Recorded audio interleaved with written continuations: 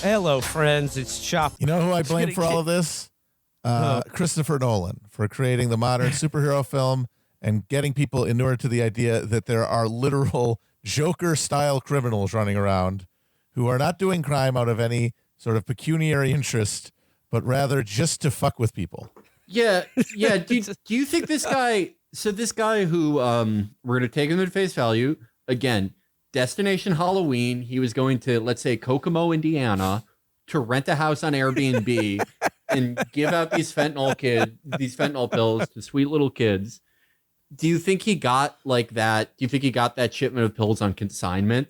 Do you think he went to like a mid-level distributor and the guy was like, "Hey, like you came with references, but like if you don't have, like, we need $300K up front, we need the other $600K, like you have a month." And he's like, "Don't worry, I have a great plan. I'm just gonna give these away and kill children just for fun." And the distributor was like, "That sounds great." I think instead it's that he applied for a grant with the Open Societies Foundation. Classic Soros op there. No, this has got to be like some sheriff's deputy that just raided their evidence locker, stuffed it in Skittles bags, and then like set up this fucking fake bust at an airport so that they could get credulous fucking local reporters to just be like, a quarter ton of fentanyl headed to a candy store near you. If this is real, this guy is, I think, the worst drug dealer ever. The worst drug trafficker in existence. Yeah. Just at the end. The bust sparked new calls for parents to be cautious this Halloween about candy their children bring home. There have been multiple reports this year of fentanyl manufactured in rainbow colors or disguised in candy wrappers. With Halloween approaching, parents need to make sure that they are checking their kids' candy and not allowing them to eat anything until it has been inspected by them, the sheriff's department said. If you find anything in candy boxes that you believe might be narcotics, do not touch it and immediately notify your local law enforcement agency. What I love so much about the psychology behind this is that, like, if I was a parent and I thought and I believed that, like, the fentanyl-laced candy was being distributed all across the country during Halloween, I would not let my kids go trick-or-treating that year. I would not be inspecting their candy. They would not be getting any candy if I thought that was even a remotest possibility. But I love the fact that people sincerely believe that, and they're just like, okay, we're doing a candy audit when you go back to the house. Oh, I don't know, this Snickers bar, the package looks a little adulterated. I'm going to put on a level 4 biohazard suit and use tongs to remove it into the safety box or whatever. Well, you can't let the Joker win by canceling trick-or-treating. Yeah, you're right. The Joker loves Halloween, though. If we canceled Halloween, that would be the biggest L for the Joker of all time. No, yeah. If we cancel Halloween, then what was even the point of having a society? Then we're letting the Joker dictate what we do, and we can't allow that. We need 7,000 more sheriff's deputies running around on ATVs with fucking rocket launchers attached.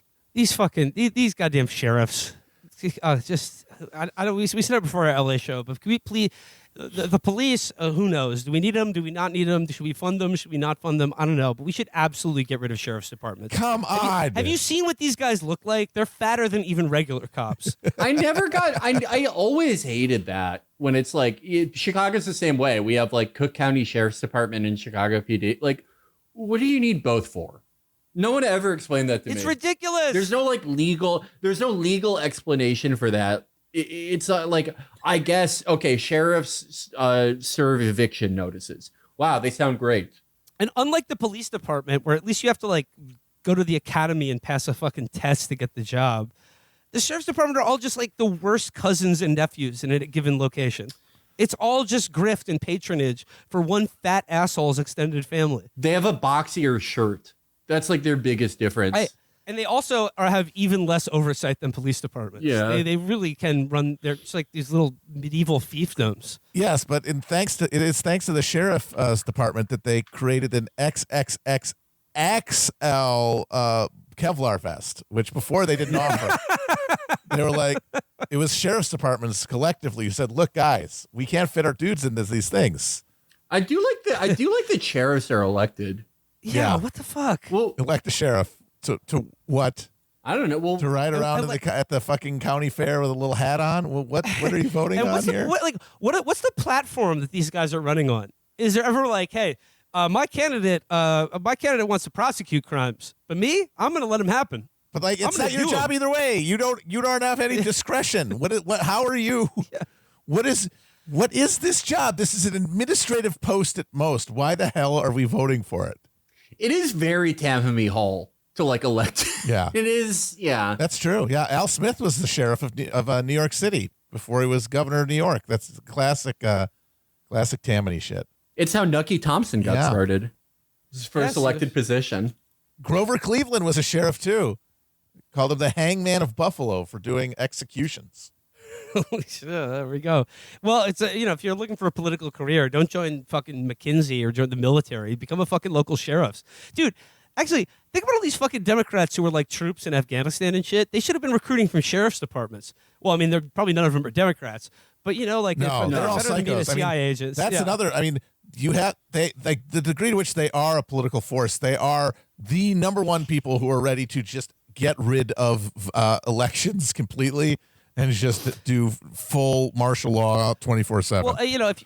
Well, Matt, if you read the Constitution, it's pretty clear that local sheriffs do get to dictate who can vote. That was a huge. That was a They're- huge they're teacup the thing. Sovereigns, yes. A huge teacup thing was that sheriffs were any day going to arrest Obama for gun control, because Obama did gun control, and that violates like a trigger in the Constitution where sheriffs arrest sheriffs are the highest ranking elected officials in America.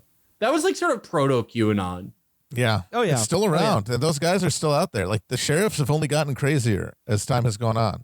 Oh, I can't wait for this They've midterm gotten election. fatter and fatter and crazier and crazier. All the vigilante poll watchers that are out there. There are people who are setting up 24-hour webcams on like ballot boxes and shit to try to catch people voting twice or voting.